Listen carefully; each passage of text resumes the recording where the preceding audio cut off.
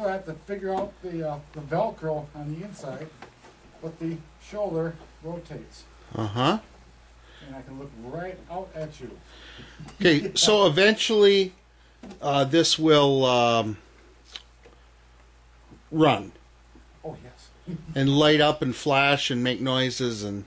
And hopefully shoot jello at kids. Really? Oh, there's a few bugs, but not too bad. The voice of the Daleks, Mr. Nicholas Briggs, was gobsmacked. That was absolutely wonderful. he was telling me that people with the BBC could never figure this out. So it's not designed to be, it's designed to get into and open up for show. And then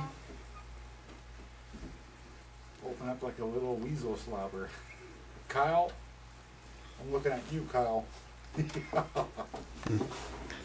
Okay, so you just came back from the convention. Yes, the 2009 Chicago TARDIS Convention. Oh, that was a hoot. They had the 8th Doctor there, Paul McGann, with the co-star Daphne Ashbrook. And then another celebrity that was there was Naoko Mori, and she acted in episode episode 3, I believe, of the Doctor Who. Plus, she also acted in Torchwood. Now, what's cute about Naoko, little Japanese lady, she's so cute. She was up on stage giving her presentation, and she looks to her right and sees this, and she goes, "Oh, a Dalek, where did it come from?" And oh, she was just ever so geeky.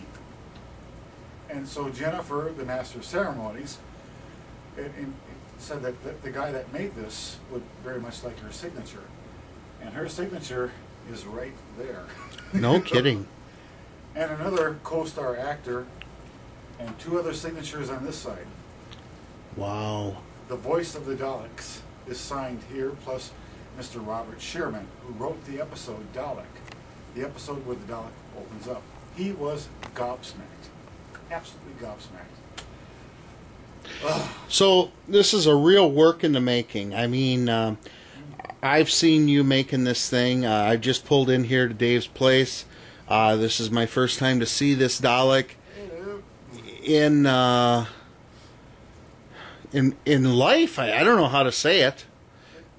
This is the actual proper size and the girth of a real Dalek you'd see on stage with the BBC. And so this is one of actually 3 Daleks being made, but it will not be made precisely like this. This is the only one like it in the world.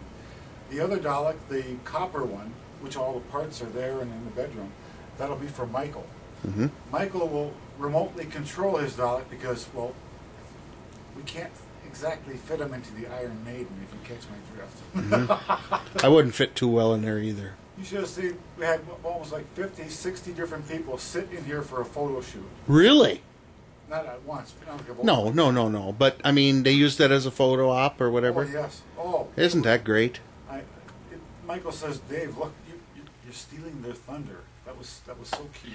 This is great. I mean, I've seen you pour pieces for this thing. It's amazing, Dave. I mean, I was telling just on the dome itself how I saw you wet sand that thing for hours. Or was it the mold? Yeah, the mold for the dome, the shoulder was difficult because it was a 3-piece mold to come apart and to make more molds out of. Then our skirt and then the fender. I got the fender off right now so I don't kick into it. So this will be my Christmas tree for this Christmas. I'll put some lights on it and some garland, sort of prissy it up. I hate to ask you even how many hours Well, I honestly wholeheartedly admit, yes, there were some mistakes along the way, just like lessons learned. And with the help of Jim Bloom, some advice from him and our friend Dick Jenkins. Oh, he's throwing some hardware and throwouts and stuff at me. A fantastic fellow. So how much work has to be done on this yet? I mean... Well, the remaining work, the fender just simply goes on. The controller must be mounted here, and the other dome controller over here. So there's like, a good week's worth and testing with the mechanisms up here to be controlled. So the dome revolves left and right, and the eye stalk up and down. Mm-hmm. So right now, the front of the eye stalk, that's the one that has the camera. Oh yeah, you talked about that. And there's a little monitor that's right up in here where I can see it. I can also look around.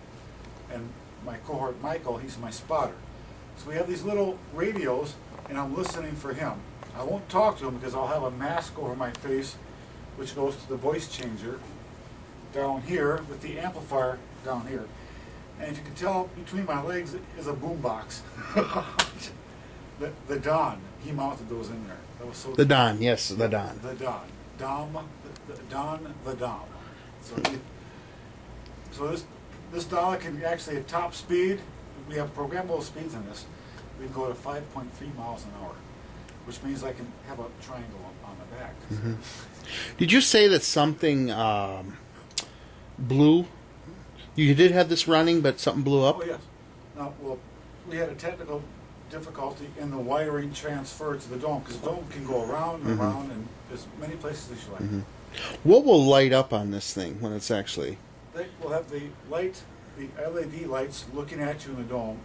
They have to be positioned behind a flashlight reflector, because there's a camera looking through it, and I'm looking right at you. So if I turn, I can still look right at you.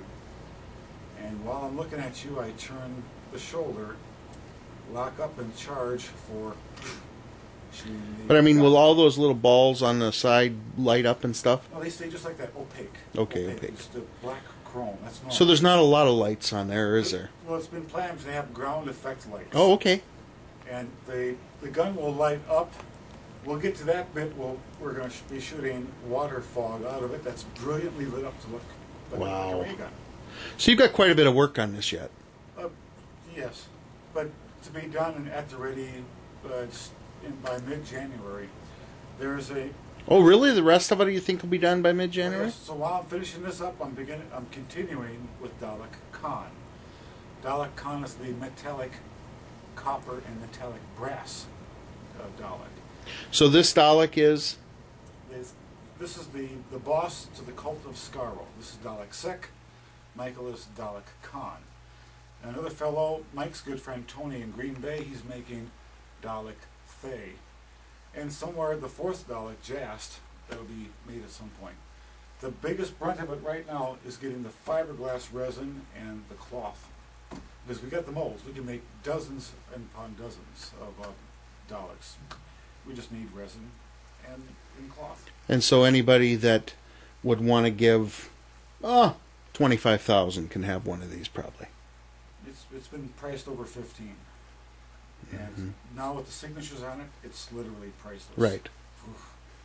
Right. Isn't that something? And the producer of Doctor Who was also at Chicago TARDIS, and they would come up and the voice of the Dalek, Nicholas Briggs, was literally gobsmacked. And while Michael was talking to him, I was aiming at the various workers breaking down the stage and stuff like that, and he was just getting wowed because I really wanted to shoot them. So is this something that you plan to go to next year again? Oh yes, there'll be two conventions lined up. The Comic Con in Rosemont. Okay. It's about 15 miles north of Lombard. That'll be set for August, and then next November will be pretty close to Thanksgiving weekend, if not beforehand. The 2010 Chicago TARDIS convention. Very big turnout this year, and people were just having fun. How many people would you say? At least 5,000 to 9,000 people floating through out of a 3-day event. That saw this Dalek? Plus, they were blogging it online, all over the place. Some of the people from Comic Con were there, taking pictures, and they were just all sort of goofy, excited. They're blogged on Facebook. It is so cute. You've seen this on Facebook? Oh yeah, they're all over the place. Okay, so this will be going, and probably future ones. Just we'll name it something, whatever you tell me, on my Facebook or on my YouTube Yes. page, and Just, we want to get a lot to the widespread widespread dispatch.